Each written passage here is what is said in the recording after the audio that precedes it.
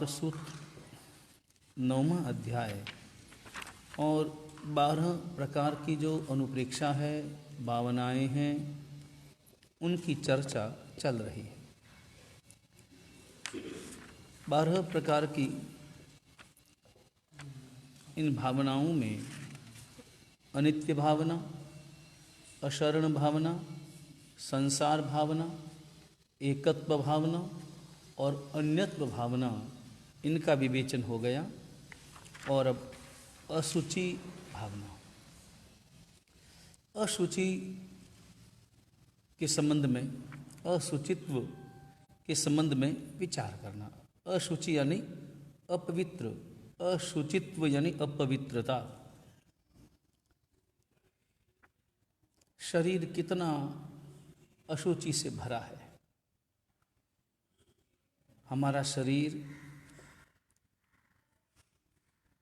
ऊपर ऊपर से कितना सुंदर दिखाई देता है, मगर भीतर गंदगी का साम्राज्य है। शरीर की जो अशुचि है उसमें आप देखें कि 7 कारण हैं। सबसे पहला बीज अशुचि।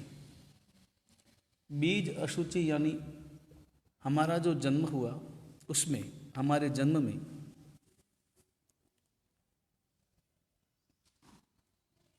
माता का रज और पिता का शुक्र वीर्य, इन दोनों के संयोग से उत्पन्न हुआ है।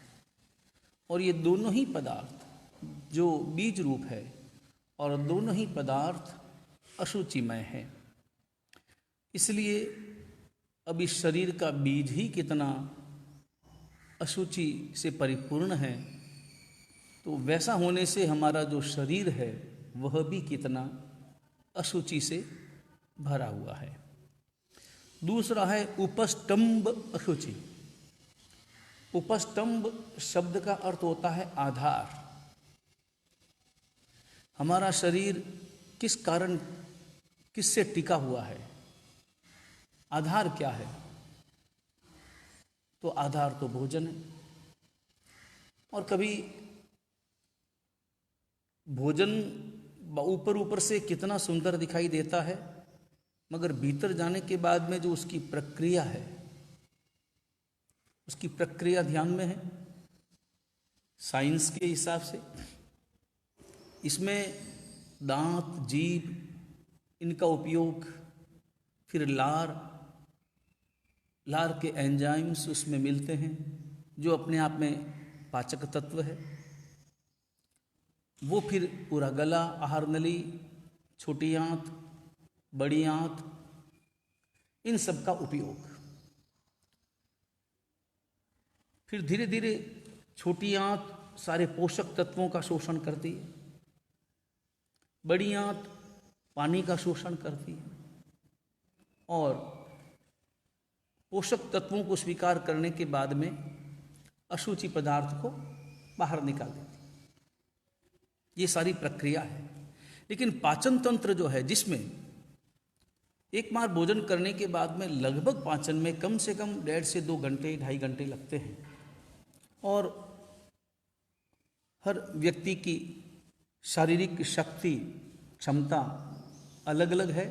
उस हिसाब से किसी को कम और किसी को ज़्यादा लगता है। अगर छोटी आंत, बड़ी आंत, इनमें संक्रमण होता है तो संक्रमण के कारण शरीर में व्याधियां उत्पन्न होती है। लेकिन उसमें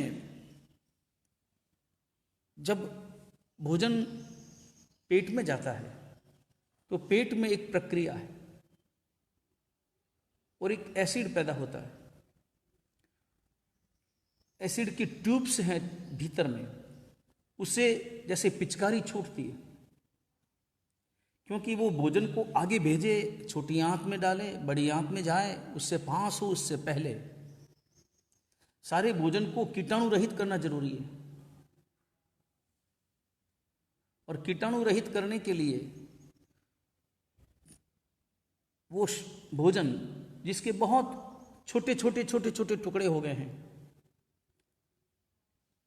उसमें से प्रोटीन्स को तोड़ दिया गया है, तो सारे भोजन के जत्थे को रस मिलता है उसमें, एसिड, और वो एसिड इतना एक मेक होता है, एक मेक कर लेता है। जैसे काम करने वाले जो कारीगर हैं, वो कारीगर बजरी और सीमेंट को कैसे एक मेक करते हैं। भोजन का हर हिस्सा एसिड से मिक्स हो जाता है, इससे कोई भी कीटाणु उसमें रहे हुए हों उन सब का नाश हो जाता है। लेकिन वो जो पिचकारी है, वो पिचकारी अपने आप में इतनी दुर्गंधपूर्ण है, हमें नहीं आती, क्योंकि भीतर है, वो प्रक्रिया सारी भीतर है और उसकी दुर्गंध बाहर नहीं आती। लेकिन कहते हैं, साइंस कहता है कि उसमें से एक बूंद अगर यहां बाहर आ जाए, केवल एक बूंद, तो कम से कम 200-200 फीट के एरिया में कोई खड़ा नहीं रह सकता। बैठने की बात तो बहुत दूर, कोई खड़ा ही नहीं रह सकता। और जो अशुचि पदार्थ है, गंदगी है, गंदा नाला हो और जहां पर गटर खुलता हो, खुला गटर, वहां बदबू कैसी होगी? वो बदबू उसके सामने कुछ नहीं, उससे भी भयंकर बदबूदार वातावरण उस एक बूंद से पैदा होता है।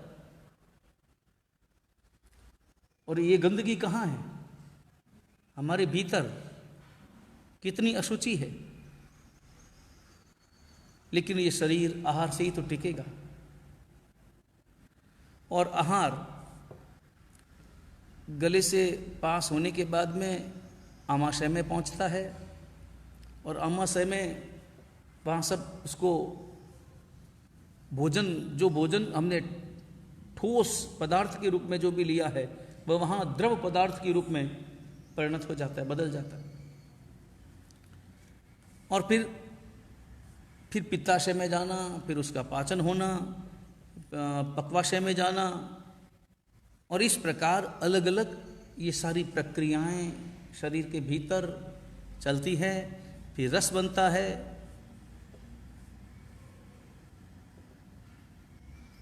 खून बनता है, रस में से खून, खून में से मांस, मांस में से मेद यानी चर्बी, और उसमें से फिर हड्डियाँ, हड्डियों में फिर मज्जा, हड्डियों में जो एक रस प्रकार का होता है चिकना पदार्थ मज्जा, फिर मज्जा में से शुक्र बनता है, महिलाओं में रज बनता है।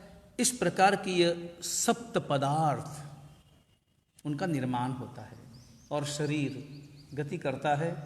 विचार करें, यह शरीर अपने आप में कितनी गंदगी से परिपूर्ण है, और हम ऐसे ही गंदगी से परिपूर्ण शरीर से प्रेम करते हैं, उसी को अपना मानते हैं। ये अशुचि भावना कहती है कि ऐसे शरीर से क्या प्रेम करना जिसमें इतनी गंदगी भरी है।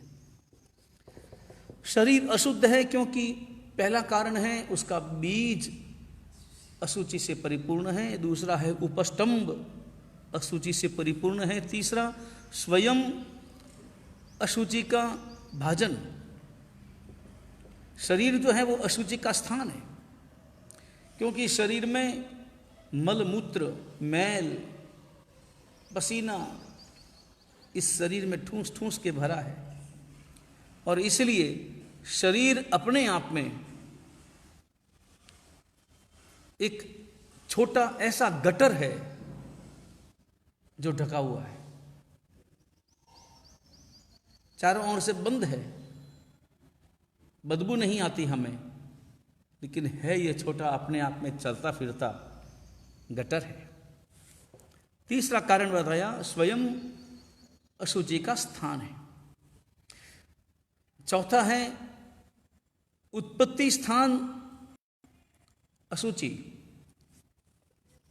यह शरीर मां के पेट में पैदा होता है, उसका उत्पत्ति स्थान, और वह अपने आप में अशुचि पदार्थों से भरा है, अशुचि पदार्थों से बना हुआ है, 5वां है अशुचि पदार्थों का प्रवाह। जैसे नल खोलते हैं, जो नल टंकी से जुड़ा हुआ हो और टंकी में पानी हो, जो नल टंकी से जुड़ा हुआ हो और टंकी में पानी हो, नल खोलो, पानी का प्रवाह निकलता है। ऐसे ही हमारे शरीर में से मल मूत्र रस्सी मैल पसीना लगातार लगातार बहता रहता है। स्नान करो, लगता है कि एकदम शरीर शुद्ध हो गया, मगर थोड़ी देर के बाद में फिर पसीने की बदबू प्रारंभ हो जाती। उसके बाद में छठा है अशक्य प्रतिकार। प्रतिकार इसका संभव नहीं है। प्रतिकार यानी उसे मिटाना संभव नहीं है। शरीर की जो अशुचि है उसे मिटाना क्या हमारे लिए संभव है? कोई इसे मिटा सकता है? कितना भी प्रयत्न करे, कितना भी प्रयत्न करे, मगर इसकी अशुचि दूर हो ही नहीं सकती। भले वो रोज साफ करे, थोड़ी देर के बाद में फिर वैसा का वैसा, भले 2 बार स्नान करे, 4 बार स्नान करे, मगर कुछ ही देर के बाद में शरीर फिर वैसा का वैसा हो जाता है। ऐसे ही जैसे कोयला हो और कोई कोयले के कालेपन को दूर करने के लिए उसे साबुन से रगड़ रगड़ करके धो दे। कोयले को कोई साबुन से रगड़ रगड़ करके धो देगा बार बार, तो क्या कोयला गोरा हो जाएगा? उसका कालापन, उसकी कालीमा क्या दूर हो जाएगी? सवाल ही पैदा नहीं होता। यदि कोयला गोरा हो तो ये काया पवित्र हो सकती है। 7वां कारण अशुचि कारक। ये शरीर अशुचि पैदा करता है। बाहर से दिखाई देने वाली सामग्री कितनी भी सुंदर हो, बादाम का हलवा हो या कोई भी बढ़िया शानदार स्वादिष्ट सामग्री हो, पेट में जाने के बाद में जब उसे बाहर निकाली जाती है तो क्या कोई भी व्यक्ति पुनः उसे ग्रहण करने में समर्थ हो सकता है? क्योंकि ये अशुचि कारक है। इस प्रकार 7 कारण हैं। ऐसी भावना अपने अंतर में चिंतन करना है। क्या परिणाम होगा ऐसी भावना भाने से? ऐसी भावना भाने से शरीर के प्रति मेरे अंतर में कभी प्रेम नहीं होगा, प्रीति नहीं होगी, और एक तरह की उद्विग्नता पैदा होगी, और मन में आएगा कि कब मैं शरीर से मुक्त हो जाऊं, इस शरीर से मुक्त हो जाऊं, ऐसा भाव नहीं। क्योंकि केवल इस शरीर से मुक्त होने का भाव अगर कोई रखता है तो उसे नया शरीर मिलेगा और वो इससे भी ज्यादा गंदा मिल सकता है। इसलिए मूल उसके हृदय में विचार होना चाहिए कि मैं इस शरीर के बंधन से ही सर्वथा मुक्त कैसे हो जाऊं, अशरीरी कैसे हो जाऊं, और फिर अशरीरी बनने के लिए उसके हृदय में वो पुरुषार्थ, वो प्रयत्न प्रारंभ होता। यह 6ठी भावना। और उसके बाद में 7वीं भावना है आश्रव भावना। आश्रव भावना, इसका अर्थ ये हुआ कि आश्रव का स्वरूप क्या है उसकी चिंता करना, उसका चिंतन करना। आश्रव यानी कर्मों का आना, कर्मों का आगमन। इसी तत्वार्थ सूत्र के 6ठे अध्याय में आश्रव का विवेचन किया गया था। मन वचन काया, ये 3 आश्रव के, ये तीनों का जो योग, मनोयोग, वचन योग और काय योग, ये मूल आश्रव है। और विशेष रूप से अव्रत मिथ्यात्व, अव्रत इंद्रिय कषाय अव्रत यानी ये मिथ्यात्व आ गया। मिथ्यात्व, इंद्रिय, कषाय, क्रिया, ये 4 आश्रम। इन आश्रमों से कर्मों का आश्रम होने से कर्म का बंध होता है और उसी के परिणाम स्वरूप जब वो कर्म उदय में आते हैं तो 4 गति में और 84 लाख योनि में इस आत्मा को परिभ्रमण करना होता है और अनेक प्रकार के दुख, अनेक प्रकार के कष्ट उसे भोगने पड़ते हैं। नरक गति में जाओ तो वहाँ क्षेत्र वेदना, परमाधामीकृत वेदना और परस्परोदीरित वेदना, एक दूसरे के द्वारा दी गई वेदना, इस प्रकार की सतत वेदना स्वीकार करनी होती है। मनुष्य गति में जाओ तो वहाँ पर भी गृहस्थ जीवन है, पैसा कमाना, उसकी रक्षा करना, कहीं उसका वियोग न हो जाए, लगातार सतत चिंता, नहीं है पास में तो कैसे पाना उसकी चिंता, पास में आ गया तो उसकी सुरक्षा कैसे करना उसकी चिंता, मगर बिना चिंता का तो एक पल भी व्यतीत होता ही नहीं है।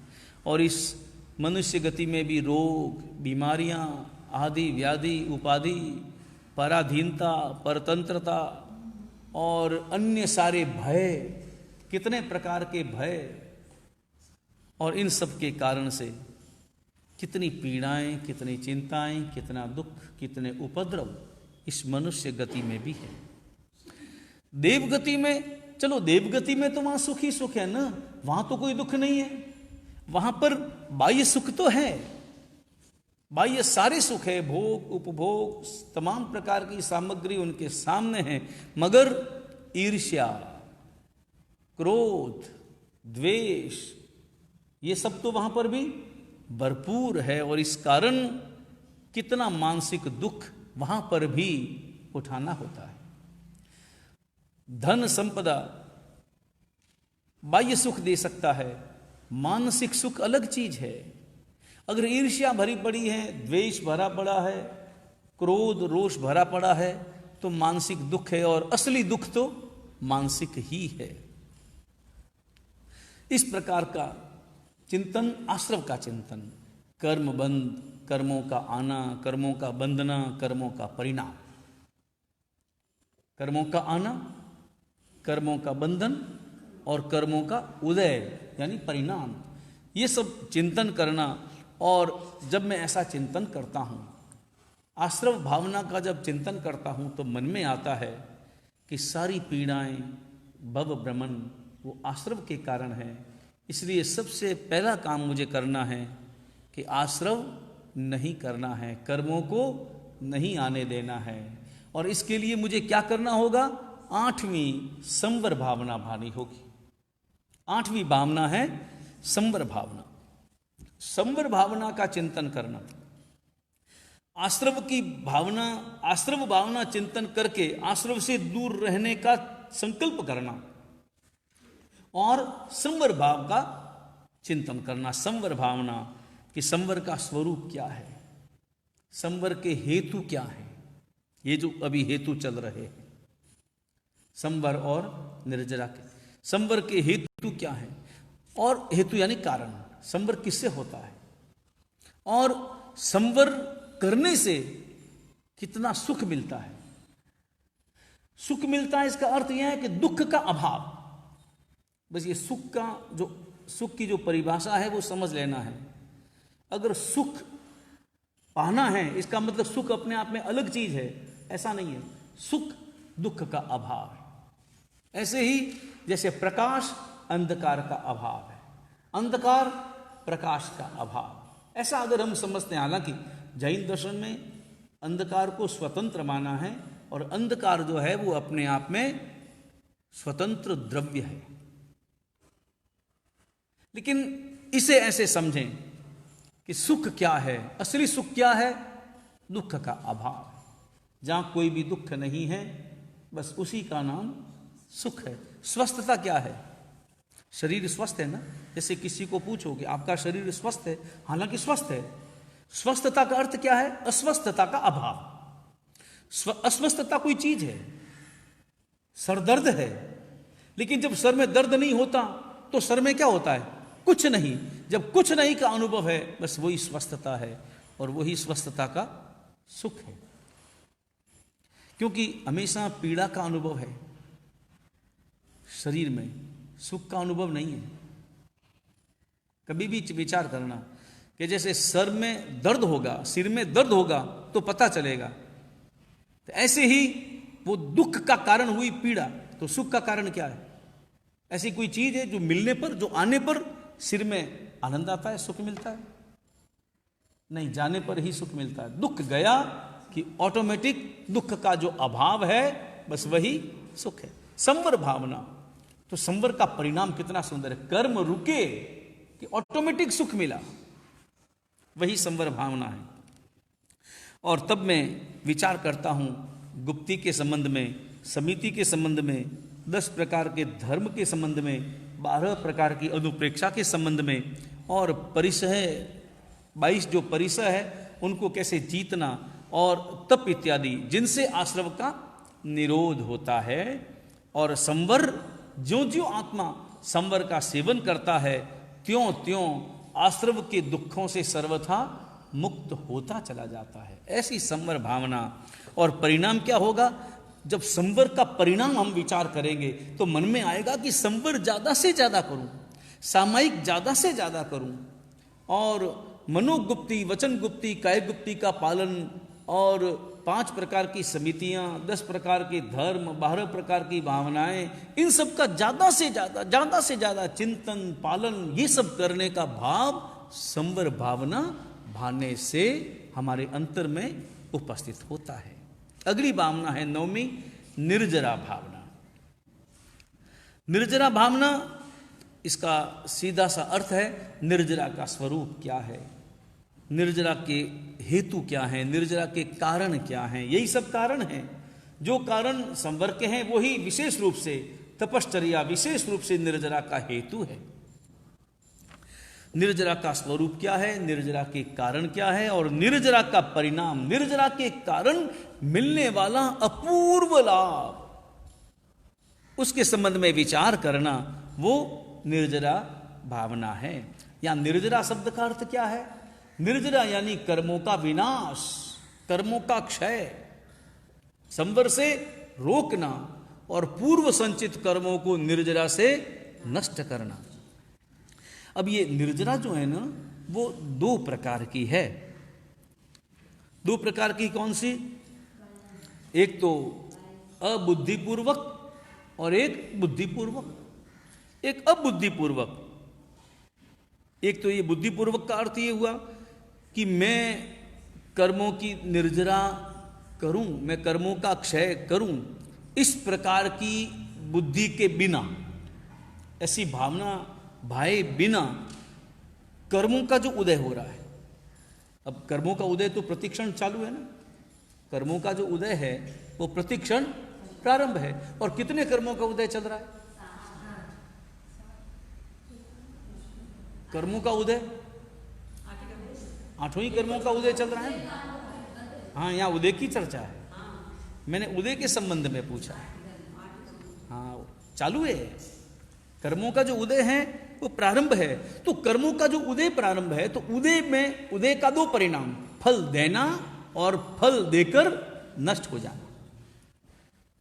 फल देकर नष्ट हो जाना। जैसे तुम 50 रुपए लेकर बाजार में गए और 50 रुपए से कोई भी एक सामग्री तुमने कोई खरीदी, एक किताब खरीदी, तो किताब रूप फल तुम्हें मिला और 50 रुपए तुम्हारे वापस, वो 50 रुपए काम आएंगे? दोबारा काम आएंगे? सवाल ही पैदा नहीं। ऐसे ही कर्म, ज्ञानावरणी इत्यादि अपना फल देकर नष्ट हो जाए, तो वो कर्मों की निर्जरा है। कर्मों का नष्ट होना वो निर्जरा है। मगर वो जो निर्जरा हो रही है वो बुद्धिपूर्वक या अबुद्धिपूर्वक, उसे हम कहेंगे अबुद्धिपूर्वक वो हो रही है। उसमें कर्मों की निर्जरा करने का मेरा कोई भाव नहीं है। और दूसरा है बुद्धिपूर्वक, बुद्धिपूर्वक निर्जरा, इसका अर्थ ये हुआ कि जिसमें मुझे कैसे भी करके अपने कर्मों का क्षय करना है, इस प्रकार की भावना से तपश्चर्या करना, परिसह आने पर समता भाव धारण करना, इसके कारण जो होने वाला जो कर्मों का क्षय है वह बुद्धिपूर्वक निर्जरा है। अब ये बात समझनी जरूरी है कि निर्जरा का परिणाम अबुद्धिपूर्वक जब कर्मों की निर्जरा होती है तो उन क्षणों में न मालूम कितने संकल्प विकल्प हमारे अंतर में चलते हैं, और परिणाम स्वरूप आर्त ध्यान रौद्र ध्यान अगर व्यक्ति करता है तो नए अशुभ कर्मों का बंद करता है। मतलब उदय में बंद चालू है, चालू तो है ही, मगर विशेष रूप से जैसा भाव उन क्षणों का उस प्रकार का बंद लगातार चालू। अब जैसे पाप कर्म का उदय आया और पाप कर्म के उदय में अशाता मिली तो उन क्षणों में हम समता अगर रख लेते हैं, सहन शक्ति, समता, सहज भाव और कर्मों का उदय समझकर उसे प्रसन्नता के साथ स्वीकार करने का भाव, तो नए कर्मों का बंध नहीं होता, यह अल्प होता है। लेकिन उस प्रकार के भाव न हो और आर्त ध्यान रौद्र ध्यान हो तो वह जो निर्जरा है वह कैसी कहलाती है? वह है अकुशल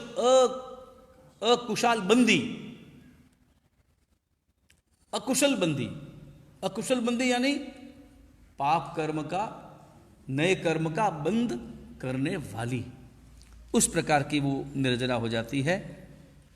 जब उस निर्जरा में और ज्यादा पाप कर्मों का बंद करते हैं, कर्मों का बंद करते हैं।